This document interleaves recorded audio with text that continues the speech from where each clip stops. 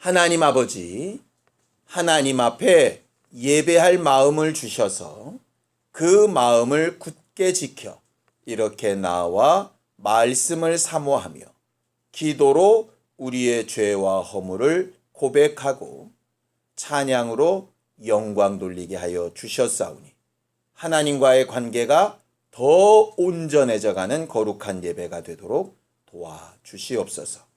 말씀을 들을 때에 영감이 있게 하시고 저들에게 꼭 필요한 주의 음성이 들려지게 하여 주시옵소서. 믿음으로 헌금한 손길 위에 복을 주셔서 하나님께서 저들에게 주신 것들을 분명히 기억하고 고백하고 증거하는 삶들을 살게 하여 주시옵시며 저들을 통하여 예수를 보고 알고 믿는 자들이 많아지도록 복의 복을 더하여 주시옵소서. 예수님의 이름으로 기도하였습니다. 하나님의 말씀은 사도행전 16장 11절에서 15절까지 말씀을 함께 같이 합독하겠습니다. 사도행전 16장 11절에서 15절까지 말씀을 함께 같이 합독하겠습니다. 함께 읽습니다. 시작. 우리가 드로아에서 배를 떠나 사모드라게로 직행하여 이튿날 네아폴리로 가고 거기서 빌립보에 이르니 이는 마게도니아 지방의 첫 성이요 또 로마의 식민지라. 이 성에서 수일을 유하다가 안식일에 우리가 기도할 곳이 있을까 하여 문 밖 강가에 나가 거기 앉아서 모인 여자들에게 말하는데 두아디라시에 있는 자주 옷감 장사로서 하나님을 섬기는 루디아라 하는 한 여자가 말을 듣고 있을 때에 주께서 그 마음을 열어 바울의 말을 따르게 하신지라. 그와 그 집이 다 침례를 받고 우리에게 청하여 이르되 만일 나를 주 믿는 자로 알거든 내 집에 들어와 유하라 하고 강권하여 머물게 하니라. 아멘. 믿음은 구원을 받기 위하여 하는 행동입니다. 이 세상에서 착하게 사는 것도 중요하고 또 다른 이들에게 선하게 인정을 받고 또 교회의 규모가 키워지고 또 우리 마음의 소원을 이루고 하는 것에도 물론 믿음이 필요하지만 성경은 분명히 믿음의 결국 맨 마지막 목적은 영생이다라고 아주 그 종착점을 분명하게 얘기해 놓고 있습니다. 그래서 믿음 있다 하는 사람이 그 끝을 영생으로 보지 않고 가고 있다면 그것은 믿음은 홍믿음일 수 있으나 성경에서 말하는 믿음은 아닙니다. 세상에도 수많은 믿음들이 있죠. 그래서 내가 정말 믿음에 있는가 우리 자신을 시험하고 확신해 보려면 내 바라고 원하고 소망하고 믿고 있는 바의 끝이 진짜 영생인가 하는 것을 좀 생각해 보면 답이 딱 나옵니다. 큰 병에서 당장 고통이 줄어들고 병이 호전되고 건강해지는 것도 굉장히 중요한 문제입니다. 그러나 혹 그렇지 않을지라도 영생에 대한 것 때문에 담대하고 위로받을 수 있고 힘을 얻을 수 있다면 그 사람은 진짜 믿음입니다. 근데 그게 안 돼서 영생에 대한 생각은 들지도 않고 당장 되지 않는 일로 근심하고 두려워하며 괴로워하고 있다면 사실상 남들이 볼 땐 모르지만 본인 스스로는 내가 정말 믿음에 있나 한번 생각해 봐야 합니다. 뭐 물질 문제는 더 말할 것도 없고요. 우리가 어느 누구라도 하나님이 정하신 대로 죽음을 향하여 가지요. 죽음의 때가 언제일지 우리는 알지 못하지만 죽음을 딱 생각하는 순간 영생으로 연결될 수만 있다면 그 소망으로만 내가 마음을 바꿀 수 있다면 그 사람은 정말 믿음 있는 사람이 맞습니다. 죽음을 생각하면 후회가 밀려오고 답답함이 먼저 생각나고 그것이 미뤄졌으면 좋겠고 오는 것이 두렵고 떨린다면 심각하게 본인 스스로에게 좀 물어봐야 합니다. 정말 믿음이 있는 것인가 하는 것이죠. 믿음이 아예 없다 이런 말이 아닙니다. 믿음이 있기는 있는데 과연 종착역까지 가는 믿음이 맞는가 하는 것이죠. 평안할 때에는 다 믿음이 있습니다. 평안할 때에는. 그런데 문제가 생겼을 때에는 진짜 믿음인가 아닌가가 증명이 되지요. 알곡과 가라지가 겉껍데기로 보면은 비슷하게 생겨서 사실 구별이 안 갑니다. 그런데 키 안에 들어가면 구별이 되기 시작하죠. 제가 지난주에 암염 얘기를 했는데 그냥 소금 광산에서 떠내서 혀를 대면 짠맛 비스무리하게 나니까 그게 다 소금인 것처럼 착각이 됩니다. 그런데 녹여보면 녹아지는 소금과 녹지 않는 불순물은 분명히 구별이 됩니다. 그래서 언젠가 주님 앞에 딱 서게 되어질 때에 우리는 하나님 앞에 그런 심판을 받게 될 거예요. 정말 영생을 목표로 한 믿음으로 산 부분과 그냥 그 중간 어디쯤에 멈추는 믿음이 분명히 구별이 될 겁니다. 나는 뭉뚱그렸던 믿음이 말이에요. 그래서 믿음의 결국이 영생이니까 예수께서 하셨던 영생에 대한 방법을 좀 생각해 보면 좋겠다라는 생각이 들었습니다. 우리는 흔히 어떻게 영생을 얻습니까? 간단하게 얘기하죠. 예수 믿으면 영생을 얻습니다. 이렇게 얘기합니다. 맞습니다. 그런데 문제는 예수 믿으면이라고 하는 그 짧은 안에 되게 많은 뜻이 들어가 있어서 문제인 거예요. 자, 누가복음을 좀 볼까요? 10장입니다. 누가복음 10장입니다. 누가복음 10장 27절을 좀 보겠습니다. 한 사람이 예수께 와서 어떻게 하면 영생을 얻냐라고 묻습니다. 그랬더니 예수께서 율법에는 뭐라고 기록되어 있더냐라고 말씀하시죠. 그때 그 율법사가 대답한 말입니다. 누가복음 10장 27절입니다. 함께 읽습니다. 시작. 대답하여 이르되 내 마음을 다하며 목숨을 다하며 힘을 다하며 뜻을 다하여 주 너의 하나님을 사랑하고 또한 내 이웃을 내 자신과 같이 사랑하라 하였나이다. 28절 예수께서 이르시되 내 대답이 옳도다. 이를 행하라. 그러면 살리라. 그렇죠? 영생에 대해서 물었습니다. 본래의 뜻은 이겁니다. 네가 대답을 참 잘했다. 그렇게 하면 영생한다입니다. 그러니까 뭡니까? 예수 믿으면 영생한다의 다른 말이 마음을 다하고 뜻을 다하고 목숨을 다하고 힘을 다하고 뜻을 다해서 하나님을 사랑하고 다시 마음을 다하고 목숨을 다하고 힘을 다하고 뜻을 다해서 누구를 사랑하고 이웃을 사랑하고 그렇게 하면 영생한다예요. 그러니까 예수 믿는다는 게 뭐예요? 마음을 다하고 목숨을 다하고 힘을 다하고 뜻을 다해서 하나님과 이웃을 사랑하는 게 예수 믿는 거예요. 예수 내 구주가 예수 믿는 게 아니고 여기서 말하는 예수 믿는다는 말은 마음을 다하고 목숨을 다하고 힘을 다하고 뜻을 다해서 하나님을 또 이웃을 사랑하는 거예요. 이 율법사가 자기를 옳게 보이려고 다 했습니다. 그렇게 얘기했죠. 그때 예수께서 다 했다는 거 내가 인정해 줄게. 근데 하나 더 부족하다. 뭐라고 얘기하죠? 그러면 네가 그렇게 의지하는 물질 포기해봐. 그러니까 물질 팔아서 가난한 자 주면 구원받는다 이런 얘기가 아니에요. 그렇게 사랑한다면 포기해봐. 이거예요. 근데 이 사람이 포기를 못하죠. 그럼 결과가 뭐냐? 포기하지 못한 만큼 뭘 안 한다는 얘기죠? 사랑을 안 한다는 얘기죠. 마음을 다 안 했다는 얘기죠. 왜? 마음의 일부분이 뭐에 가 있으니까? 돈에 가 있으니까. 결국 그 얘기입니다. 예수를 믿는다라고 하는 것은 그냥 이것도 하고 저것도 하고 이것도 좋아하고 저것도 좋아하는데 예수도 일부 좋아하고 믿고 의지하고가 믿음이 아니고 마음을 다해서 예수를 믿는다, 이런 말이란 말이에요. 그러면 감히 누가 예수를 믿는다라고 말할 수 있겠어요? 그래서 어느 누구도 자기 믿음을 자랑할 수 없는 거예요.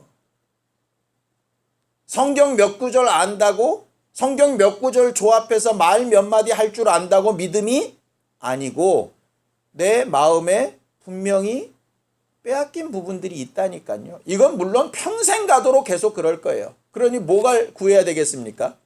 나는 마음을 다하여 목숨을 다하여 힘을 다하여 뜻을 다하여 주를 사랑할 수 없습니다. 이웃도 그렇게 할 수 없습니다. 그러니 은혜가 필요한 사람입니다.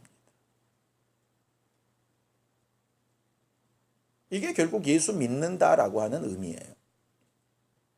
이걸 로마서 10장 10절에는 우리가 잘 아는 말로 바꾸죠. 마음으로 믿어서 의에 이르고 입으로 시인해서 구원에 이른다 이랬습니다. 아까 얘기했죠. 마음으로 이 사람이 믿습니다. 마음을 다하고 목숨을 다하고 힘을 다하고 뜻을 다해서 하나님을 사랑한다고, 이웃을 사랑한다고 하니까 예수가 뭐라 그러셨어요? 그거 인정하겠다. 오케이. 네가 의에 이르긴 했다. 자, 그럼 뭘 보여봐? 행동을 보여봐. 사랑한다면 포기해봐. 우리는 다 그래도 사랑을 한 번씩 해봤기 때문에 사랑하는 건 포기하는 거라는 걸 너무 잘 압니다. 몇 번 말씀드렸죠? 사랑하는 건 내가 원하는 걸 쟁취하는 게 아니고요. 사랑하는 건 내가 원하는 걸 그 사람이 너무 좋아서 포기하는 거예요. 어떤 대상을 너무 원하니까 포기하는 거예요. 결과적으로 내가 마음을 다해서 집중해서 모든 것을 포기하고서라도 영생이 최우선 과제인가? 그게 믿는 사람이라는 뜻이에요. 믿음의 결국 영생의 구원이라는 게. 몸 건강한 거 중요하죠. 그런데 몸 건강과 영생 중에 하나를 고르라면 내가 차라리 병 걸려 빨리 죽더라도 영생을 난 취한다. 이게 믿음이에요. 돈이 굉장히 좋죠. 그런데 정말 영생을 위해서 필요하다면 내가 돈을 다 내려놓고서라도 영생으로 가는 거예요. 내 자식이 너무 중하고 귀하죠. 그런데 영생을 위해서라면 내 자식을 좀 내려놓고 가는 거예요. 그게 영생을 향한 믿음이라는 거예요. 그러니까 마음으로 이렇게 생각만 하는 것 말고 그것이 연결되는 믿음 말입니다. 그래서 우리가 잘 아는 잠언서 4장에 있는 말씀대로 무릇 지킬 만한 것이 많은데 그중에 네 마음이 먼저 중요하다. 이것에서부터 생명의 근원이 난다. 우리가 무수하게 많이 들었었죠. 왜냐하면 영생을 얻는 방법의 첫 단추를 뭐라고 얘기하시냐면 마음을 다하고 이렇게 해놓고 계시기 때문에. 마음을 다하고. 근데 문제는 이놈의 마음이라는 게 내 마음대로 돼야 말이죠. 왜 나는 내 마음이 내 마음대로 안 될까? 성경은 두 가지로 이유를 얘기를 합니다. 첫 번째는 가룟 유다의 경우예요. 가룟 유다는 예수를 정말 사랑하는 마음이 있었습니다. 예수가 잘 되기를 바라는 마음도 있었어요. 그런데 왜 그게 문제가 됐을까? 그 마음에 자기가 먹은 마음이 아니라 누가 갖다 준 마음이 있었어요. 원수가 갖다 준 마음이 있었죠. 그렇죠? 예수 팔려는 마음과 생각을 그 마음에 갖다 뚝 집어넣는 거예요. 그러니까 제 것이 아닌 거를 거부해야 되는데 우리가 이게 몸에 병균이 들어오면 우리 백혈구들이 막 싸워가지고 거부해서 막 쫓아내지 않습니까? 그렇게 좀 이걸 쫓아내야 되는데 원래부터 내 거인 양 이렇게 너무나 이렇게 잘 화목하는 거예요. 그때는. 그렇게 돼서 문제가 되는 경우가 있는 거죠. 그럼 잘못된 마음이나 어그러진 건 다 원수냐? 아니에요. 성경은 뭐라 그러느냐? 욕심에 끌려 미혹되는 마음이 있다는 거예요. 옳은 마음을 분명히 내가 아는데 욕심이 딱 들어오면 이 옳은 것을 적당히 접고 옳지 않은 것을 선택하고 싶은 미혹이 생긴다는 거예요. 그래서 마음을 다해서 주를 따라야 영생이고 그게 믿음인데 왜 방해받느냐? 내외로 문제가 있어요. 안으로부터 올라오는 건 욕심이고요. 바깥으로부터 들어오는 건 원수가 속살거리는 거예요. 근데 문제는 밖으로부터 들어오는 것도 미혹이라는 말을 쓰고요. 내 안에서부터 올라오는 것도 미혹이라는 말을 써요. 유혹을 받는다는 거죠. 유혹이라는 말은 이런 겁니다. 하나밖에 없으면 유혹을 받을까요? 안 받을까요? 안 받습니다. 하나가 있는데 거기다 딴 걸 하나 갖다 넣는 거예요. 더 좋아 보이는 거, 더 쉬워 보이는 거, 더 그럴듯해 보이는 거. 결국 마음의 문제는 그래서 어디에 문제냐면 선택과 의지의 문제로 갈 수밖에 없는 거예요. 이쯤 되면 내 마음을 우리 마음대로 못한다면서 또 다시 선택과 의지의 문제로 얘기를 해버리면 결국 우리는 가망이 없는 거 아니냐? 이렇게 되지 않겠습니까? 저도 글상 그게 고민이거든요. 분명히 성경은 하나님께서는 생명과 사망과 복과 저주를 두시고 선택하라 하시고 의지를 우리한테 사용하라 하세요. 그런데 문제는 우리 자체가 그 의지를 제대로 사용하거나 이렇게 할 수 있는 능력이 없어요. 능력이 없는 사람한테 선택을 제대로 하라 그러면 할 수가 없는 거잖아요. 마치 율법을 지킬 수 없는 우리한테 율법을 지키라고 하신 것과 똑같은 내용이 벌어지는 거예요. 자, 율법을 지킬 수 없는 사람한테 율법을 지키라고 하셨기 때문에 뭐를 주셨죠? 그 다음에 은혜라고 하는 걸 주셨죠. 하나님의 도움이라는 걸 주셨죠. 그래서 그 은혜를 통해서 뭘 하게끔 하셨냐면 옳은 것을 선택할 수 있는 힘을 주셨잖아요. 그것처럼 이것도 똑같다고요. 그래서 구원은 받았으니 이제부터는 전부 내 선택이야 이게 아니고 지금도 은혜와 내 의지의 선택은 계속 같이 가는 거예요. 제가 이 단어가 맞는지 모르겠는데 사자성어 중에 줄탁동시라는 게 있는 것 같더라고요. 그게 뭐냐면 어미 닭이 달걀을 품습니다.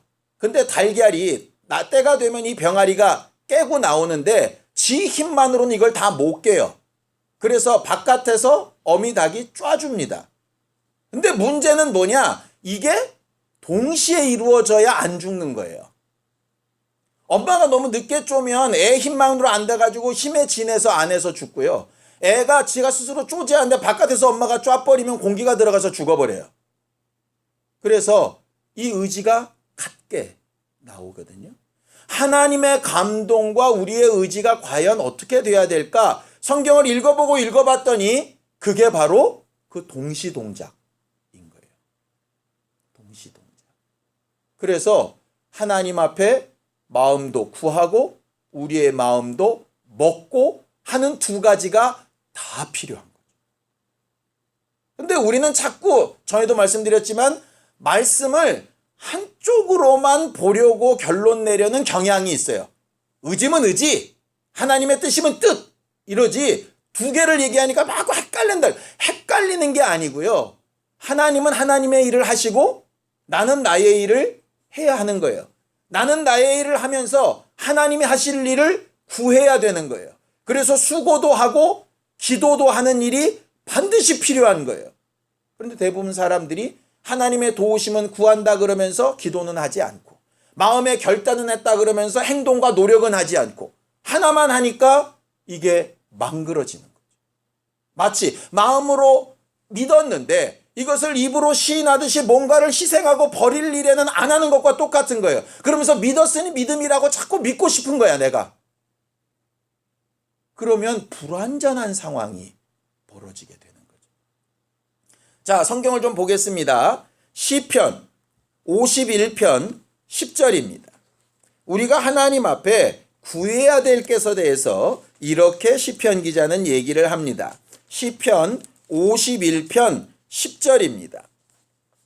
함께 읽겠습니다. 시편 51편 10절입니다. 함께 읽습니다. 시작. 하나님이여 내 속에 정한 마음을 창조하시고 내 안에 정직한 영을 새롭게 하소서 이렇게 되어 있습니다. 예전에 한문이나 원문으로 보지 않았을 때요.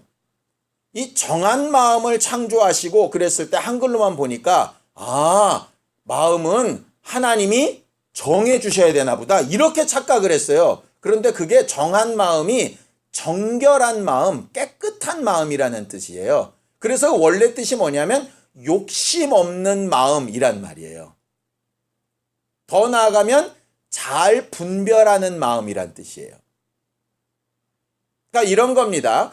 나는 아무 생각이 없는데 하나님께서 내 안에 정한 마음을 주세요. 이게 아니에요. 그렇게 생각하면 오해라고 이게. 나는 가만히 있는데 하나님께서 갑자기 마음을 그냥 주셔가지고 갑자기 뜨거워져갖고 막 이런 얘기가 아니라 나는 마음이 있어요. 그런데 내 마음이 욕심에 이끌려서 미혹된 것과도 헷갈리고 있고 원수가 갖다 준 마음하고도 헷갈리고 있는 거죠. 그래서 마음이 복잡한 거야. 난 뭔가 옳은 거를 선택하고 싶은데 그러니까 이게 뭐지? 고민되는 상황에서 하나님 나한테 잘 분별된 정직한 이런 마음을 내게 좀 주세요. 이거 분별할 수 있는 능력을 좀 주세요. 라고 말을 하는 거예요. 없었던 생각을 가지게 해주세요라는 뜻이 아니에요. 나도 마음을 먹고 하나님도 그것을 분별할 수 있는 능력을 주시고라는 얘기예요. 더 정확한 게 그 다음에 내 안에 정직한 영을 새롭게 하라는 그 정직하다는 뜻이 견고한, 유지되는, 인내심이 있는 이런 말이에요. 내가 뭘 하나를 딱 옳다라고 딱 정했어요. 그런데 원수가 막 갖다 치고 들어오고 욕심이 막 치고 들어오는 거야. 근데 견고한 마음이 있어서 이게 흔들리지 않게 해주세요. 이 말이에요. 그러니까 이거죠. 내가 결단하는데 이 결단한 마음을 내 의지를 예를 들어 내가 하나님을 알아봐야 되겠다. 결단을 했어요. 은혜 받아서 내가 하나님을 좀 찾아봐야 되겠다. 응답을 좀 받아봐야 되겠다. 결단을 했어요. 그러면 이게 기도로 가고 성경 공부로 가고 성경을 읽는 일로 가고 묻는 일로 가고 생각해보는 일도 가고 막 이렇게 가야 되는데 가려다 보니까 너무 많은 일이 막 계속 생기는 거야. 이게 내 의지가 분명히 세워지긴 했는데 이게 계속 흔들리고 도전을 받는 거예요. 그래서 뭘 도와달라는 거예요? 이 방해를 좀 없애서 정결한 마음, 정직한 마음이 되게 해주세요. 그게 기도하는 거예요. 그래서 저희는 말씀드렸죠. 기도는 내가 이걸 원하니 이걸 해주세요 라고 하는 기도도 있지만 기도는 마음이 막 나뉘어져 있을 때 하나님이 이 마음을 하나로 몰아가 주세요. 나는 정말 옳은 걸 선택하고 싶은 마음이 딱 있어요. 그런데 문제는 뭐냐? 내가 뭐가 옳은지를 잘 모르겠어. 그러니 옳은 걸 고를 수 있는 정결한 마음과 정직한 마음을 내게 좀 창조해 주세요. 내 안에 좀 명령해 주세요. 이렇게 하는 거예요. 내 힘으로 안 되니 하나님이 좀 도와주세요. 기도해야 되겠다고 마음 먹고 적어도 기도할 힘을 주세요까지는 기도해야 된다는 얘기예요. 응답이 있을 때까지 기도를 유지할 수 있는 힘을 좀 주세요. 이것은 기도해야 된다는 거예요. 그건 내 의지라는 거예요. 내 의지. 나는 의지가 약해서 맞습니다. 우리 의지 약해요. 의지가 약해서 끝까지 못 가요. 우리 힘으로. 근데 적어도 처음에 마중물 넣듯이 시작은 우리가 해야 되는 거예요. 그러면 하나님이 도우시는 거죠. 이 상황이 결과적으로 하나님이 우리의 마음을 주장하사 도우사 마음을 주사 이렇게 되는 거죠. 예를 하나 더 들죠. 누가복음 마지막에 보면 엠마오로 가는 두 제자 이야기가 나옵니다. 엠마오로 가는 두 제자가 사실은 두렵고 떨려서 예루살렘을 떠나지 말라 그러는데 도망을 막 가고 있는 중이었어요. 예수가 부활했다는 말을 들었는데도 불구하고 지들 생각으로 막 가고 있는 중인데 예수가 나타났죠. 두려움에, 욕심에, 믿음 없음에 예수를 알아보지도 못하고 말씀하시는 것을 들을 수도 없었습니다. 그런데 뭐는 있었냐? 말씀을 제대로 알아보고 싶은 의지는 있었어요. 그래서 예수가 그냥 가려고 하시니까 뭐라 그러죠? 우리랑 하루 좀 머물렀다가 우리를 좀 더 가르쳐주고 가라고. 예수인지 못 알아봤습니다. 그런데 내가 좀 더 배우고 싶다고, 좀 우리랑 함께 머물러 달라고 할 때 예수께서 그들의 마음을 열어주셨어요.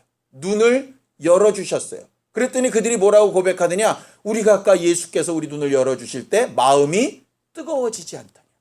돌아가자. 그래서 그날 밤중으로 예루살렘으로 다시 돌아갑니다. 무슨 얘기입니까? 예수인지 못 알아봐도 예수에 대한 이야기를 내가 알아봐야 되겠다는 의지는 시작을 한 거예요. 예루살렘으로 돌아갈 능력 없어요.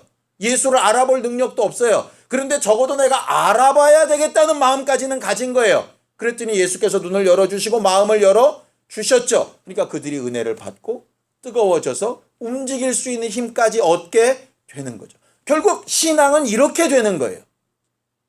우리 보고 모든 걸 다 의지로 하라는 얘기가 아니에요. 그렇게 하라 그러면 이 세상에 서 있을 사람 아무도 없어요. 그렇게 의지를 먹었더라도 예수께서 가르치시고 열어주시는 일에 또 내가 욕심 때문에 내가 연약해서 마음을 닫을 수도 있겠죠. 또 열어야죠. 또 열어야죠. 예수는 분명히 계시록에 있는 것처럼 볼지어다 내가 문 밖에 서서 계속 두드린다 하셨으니까 열면 되는 거니까. 결국 하나님께서 내 안에 들어와서 내 마음과 생각을 열고 움직이게 하실 수 있게끔 첫 단추는 꿰야 하는 것이 우리들의 의지인 거죠. 의지에 대해서 잘못 설명을 들면 은혜는 일방적으로 왔지만 이제부터는 내가 힘을 써서 살아야 되는데 나는 연약해. 이렇게 무너질 수 있어요. 주의 은혜를 너무 강조하다 보면 하나님이 알아서 다 해주시겠지. 이렇게 넘어가기 쉬울 때가 있어요. 그런데 성경은 분명히 하나님과 우리의 관계를 얘기하고 있으니까 그 부분을 놓치지 않았으면 참 좋겠다는 생각을 가지는 거예요. 어쩔 때는 좀 지루하죠. 어쩔 때는 좀 답답하죠. 엠마오로 가는 두 제자는 겨우 한나절이었으니까 견디기 쉬웠을 수 있어요. 근데 우리는 한나절이 아닌 경우들이 꽤 있어서 사실은 그게 쉽지 않을 수 있죠. 그러나 애굽을 탈출했던 이스라엘 백성처럼 40년은 아니잖아요. 그거보다는 짧잖아요. 바벨론으로 갔던 사람들의 70년보다는 짧잖아요. 그러니 우리가 그 힘으로 하나님의 도우심을 좀 구해야 하면 좋겠다는 거예요. 오늘 성경 본문으로 돌아가 보겠습니다. 자, 11절입니다. 함께 읽습니다. 시작. 우리가 드로아에서 배로 떠나 사모드라게로 직행하여 이튿날 네아폴리로 가고 12절 거기서 빌립보에 이르니 이는 마게도니아 지방의 첫 성이요 또 로마의 식민지라 이 성에서 수일을 유했다 그랬습니다. 바울과 그의 전도단 총 4명이 가고자 하는 곳을 계속 방해를 받으면서 결국 인도받은 것이 마게도니아, 그리스, 유럽입니다. 한 번도 가보지 않은 땅입니다. 성령이 막으시고 예수의 영이 막으시고 환상 중에 불러 모았으니 얼마나 하나님께서 그 주변 환경을 잘 준비해 놓으셨다라고 생각을 했겠어요. 그런데 그렇지 않았던 게 문제인 거죠. 힘써서 유럽의 첫 성인 빌립보 성에 딱 도착을 했어요. 했는데 문제는 뭐냐? 유럽이다 보니까 유대인들이 많지 않은 거예요. 그 동네가. 그래서 뭐가 없냐? 항상 바울은 가면 전도하면 어디 가서 전도하냐면 회당에 가서 전도를 했거든요. 회당이 지어지려면 유대인 가정이 10가정이 있으면 회당이 지어져요. 그런데 빌립보에 회당이 없었다는 얘기는 빌립보 지역에 유대인이 10가정도 안 됐다는 얘기예요. 그러니까 율법도 몰라 예수도 몰라 막말로 생짜배기 들인 거예요. 들어본 적도 없는, 하나님에 대하여 예수에 대하여 들어본 적도 없는 사람이 수두룩 빽빽한, 그래서 이들이 며칠 동안 돌아다녀도 대상자를 찾지 못하고 이제 전도의 문제가 아니라 안식일이 돼서 자기들이나마 안식일을 좀 지키려고 찾다 찾은 곳이 그냥 강가예요. 강가에 갔더니 웬걸 이게 안식일인데 강가에 여자들 잔뜩 앉아가지고 빨래 한다고 앉아가지고 수다 떨고 앉았네.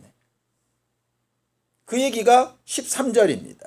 함께 읽습니다. 시작. 안식일에 우리가 기도할 곳이 있을까 하여 문 밖 강가에 나가 거기에 앉아서 모인 여자들에게 말하였다 그랬습니다.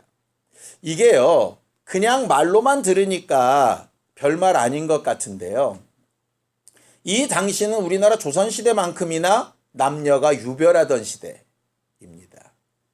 그래서 회당에서 복음을 전하고 가르칠 때도 주로 남자들을 대상으로 해서 가르쳤어요. 근데 여기는 강가에 여자들만 잔뜩 앉아 있는데 전도단이라고 남자 4명이 쑥 나타나가지고 갑자기 그 대화 가운데 낀 거예요. 그냥. 거기서 무슨 얘기했겠어요? 예수에 대해서 말을 하는 거죠.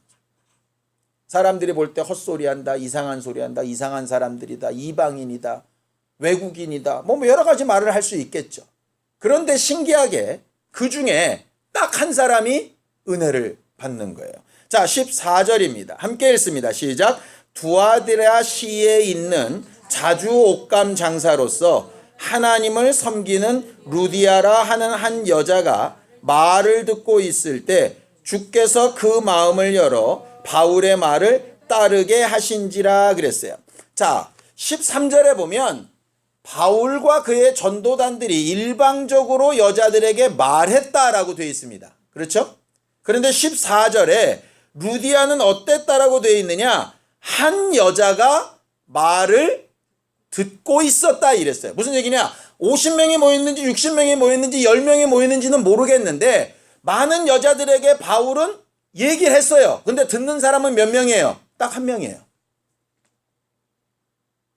여기에 하나님께서 들을 마음을 주셨다 이렇게 안 돼 있죠.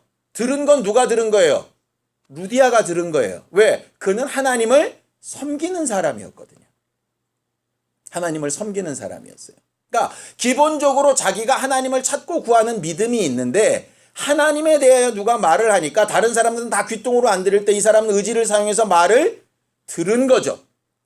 말을 들을 때에 하나님께서 마음을 주셔서 열어주셔서 어떻게 했느냐? 그 말을 따를 수 있는 힘을 주셨어요. 이게 굉장히 중요해요. 우리는 자꾸 루디아가 가만히 있었는데 하나님께서 마음을 그냥 확 열어가지고 말씀을 듣게 하셨구나. 그 얘기가 아니에요. 루디아가 하나님의 말씀을 들을 때에 이런 거죠. 예를 들면 이런 겁니다. 예배 시간에 졸릴 수 있죠. 일주일 내내 피곤하다가 왔는데 주일날. 또 아침 일찍 또 일부 예배 오면은 더 피곤하지 않겠습니까? 당연히. 그런데 적어도 뭐까지 해내냐? 내가 눈을 막 뜨려고 힘을 쓰고 들어보려고 애는 써야 된다는 얘기예요. 그러면 하나님께서 어느 순간에 마음을 주셔서 그 말씀을 따를 수 있고 깨달을 수 있고 잠이 달아나게끔 하실 수도 있는 거예요. 그런데 애시당초 내가 눈을 감아버리면 그 눈을 막 치켜 띄워가지고 이렇게 하시는 건 아니라는 문제예요. 제가 처음에 성경을 읽으면서 처음에 설교 준비할 때는 하나님께서 루디아한테 마음을 주셨구나. 마음을 구하면 되겠네 라고 읽고 또 읽었더니 그 내용이 아니더라고. 루디아는 말을 들으려고 했고요. 들으려고 하는 그에게 하나님이 마음을 열어주셔서 따를 수 있게 하셨어요. 근데 이 여자가 재밌는 게 뭐냐면 두아디라 출신이라고 되어져 있습니다. 두아디라가 그 당시에 굉장히 부자 동네예요. 요한계시록의 2장에 보면 두아디라 교회가 나오죠. 거기 보면 너희 섬김과 사업과 너희들이 하나님 앞에 한 헌신과 이런 것들 굉장히 칭찬받을 만하다고 칭찬받은 교회가 두아디라 교회예요. 그러니까 굉장히 부자고 굉장히 잘 나가고 돈 많이 벌고 풍요하고 이런 데입니다. 그런데 거기가 책망을 왜 받았냐? 그렇게 풍성하게 났는데 뭐가 없었냐? 영감이 없어가지고 이세벨이라고 하는 우상 숭배자를 믿음인 줄 알고 끌어들여가지고 믿음이 막 혼탁하게 됐어요. 그래서 두아디라 교회가 책망을 받거든요. 그러니까 환경이나 형편으로 보면 요즘 현대 교인들이 받고 싶은 복을 다 받은 데가 두아디라고 영적으로는 분별력이 없었던 데예요. 근데 이 루디아가 그 두아디라 출신인 거죠. 두아디라 출신 중에서도 부자에 속해요. 자주 옷감 장사라고 되어져 있는데요. 저도 이게 잘 몰라서 자주 옷감 장사라는 게 과연 뭔가를 찾아봤더니 그 당시에 왕족이나 귀족들만 입는 자주 옷감이 있는데 고급 옷감에 그러니까 보라색이 변질되지 않는 염색을 하려면 지중해에서 나오는 뿔소라라고 하는 소라가 있는데 그 소라의 혈관에서 그 피를 이렇게 뽑아가지고 이렇게 염색을 하는 게 자주 옷감 장사래요. 그런데 적어도 옷 한 벌을 만들려면 그 뿔소라가 한 트럭분쯤 있어야 된대. 그 피의 양이. 이해가 되세요? 그러니까 이 옷감 하나가 그 색깔을 내려면 어마어마한 어부들이 가서 뿔소라를 한 트럭 잡아다가 거기서 혈관을 까가지고선 그 안에서 피만 다 모아다가 그걸 고급 옷감에 쟁여다가 말려가지고 이래가지고 만들어야 되는 옷감이기 때문에 굉장히 고급 소재이고, 그러기 때문에 이 루디아가 상대하는 사람들도 되게 고급 사람들이라는 거예요. 이 고급스러운 상황에서 부자였던 여자가 딱 하나, 자기 상황, 자기 형편 이런 거 갖고 얘기한 게 아니라 말씀을 들으려고 하는 마음 하나만 딱 움직였더니 하나님께서 그 중에서 그 여자 마음을 열어서 말씀을 따를 수 있도록 하셨어요. 말씀을 따렸던 첫 번째 일이 뭔지 압니까? 자기 집을 여는 거예요. 부잣집입니다. 이건 어디서 본 데도 없는 외국인 4명입니다. 그들 입성이 굉장히 화려하고 멋있었겠습니까? 먼지 있고 막 여행 길게 해서 꼬재져 했겠습니까? 그런데 그 넷을 자기 부잣집에다 들여가지고 강권에서 빌립보에 있는 동안만큼은 딴짓까지 말고 여기서 충분히 쉬고 누리라고. 그러니까는 바울은 사실상 회당은 없고 말씀을 전할 남자들은 없는데 빌립보에서 그 앞으로 있을 2차 전도행을 할 수 있는 모든 체력, 재력 이런 것을 회복할 수 있는 기회로 루디아 집을 사용할 수 있었어요. 지친 상태에서 간 게 아니라 굉장히 잘 회복된 상태에서 간 거예요. 그게 루디아 사건입니다. 이 사건을 보면서 굉장히 중요한 것 하나 우리가 기억해야 될 것. 말씀을 들으려고 하는 의지만 있으면 하나님이 정한 마음을 창조하시고 정직한 영을 주셔서 따를 수 있는 힘도 주신다. 들으려고 하는 마음만 있어요. 그리고 다윗이 그렇게 한 것처럼 그 정한 마음과 정직한 영을 간구하는 기도는 할 수 있어야 되겠죠. 그때 하나님께서 역사하시는 거예요. 그 감동이 왔을 때 어떻게 하면 돼요? 마음이 열릴 때 문도 열고 지갑도 열고 생각도 열고 삶의 환경도 열고 여는 거죠. 하나님께서 일하시는 거예요. 빌립보 교회가 이 루디아하고 다음 주에 보게 될 그 감옥 간수장 가족하고 딱 2가정 전도하고 바울은 떠납니다. 근데 나중에 빌립보서에 보면 내가 전도한 교회들 가운데 빌립보 교회 너희만 끝까지 마음을 다해서 나를 돕는다 라고 이렇게 말하고 있어요. 그가 전도행하면서 감옥에 갇히면서 모든 사식 넣어주고 비용을 대고 했던 게 어디냐? 빌립보 교회예요. 결국 누구겠습니까? 루디아예요. 루디아는 강가에서 그냥 말씀 한 주 듣고 그 말씀이 자기 안에 들어와 마음을 열어주신 하나님에 대한 그 감동 때문에 일생을 두고 헌신하고 봉사하는 하나님의 사람이 됐어요. 제대로 하나님께서 마음을 열어주신 거죠. 우리에게도 그렇게 되기를 예수님의 이름으로 축원합니다. 기도해야죠. 구해야죠. 혼란스럽고 어렵고 무엇이 옳은지 모르니까 하나님 앞에 의탁해야죠. 하나님께서 마음을 몰아가실 거고 우리에게 열어주실 거예요. 분명히 하나님께서 여신 마음이라면 그 다음 환경도 그 다음 형편도 열려질 거예요. 의지를 분명히 해서 내가 해야 될 부분과 하나님께 도움을 얻어야 될 부분을 잘 균형 잡히게 할 수 있는 우리가 모두가 되었으면 참 좋겠습니다. 함께 같이 기도하겠습니다. 하나님 아버지, 우리는 하나님의 뜻대로 영생을 향하여 매 순간 꺾임없이 주저앉음 없이 나아가는 믿음의 사람들이 되기를 원합니다.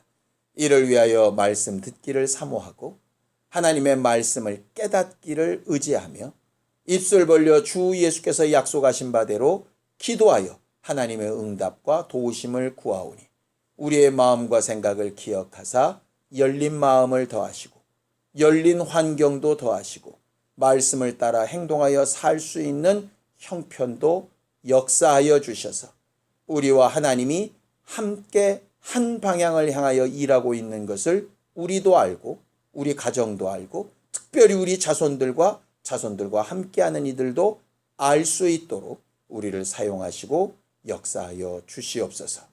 육체에 명하신 할례가 아니라 할례는 마음에 하라 하신 것처럼 육체로 침례받은 우리가 마음을 늘 침례로 나아가게 하여 주셔서 때마다 일마다 미혹된 것들에게서 자유케 되게 하시고 하나님의 뜻을 제대로 분별할 수 있는 지혜와 명철과 영감 있는 우리 모두가 되도록 마음과 생각을 열어 주시옵소서.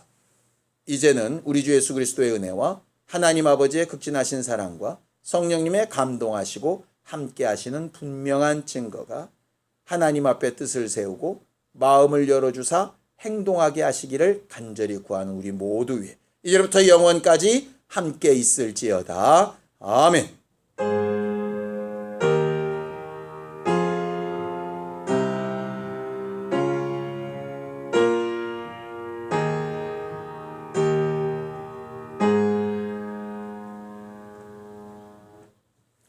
우리 예배 받으신 하나님 앞에 감사한 덕 끝내겠습니다. 수고하셨습니다. 감사합니다.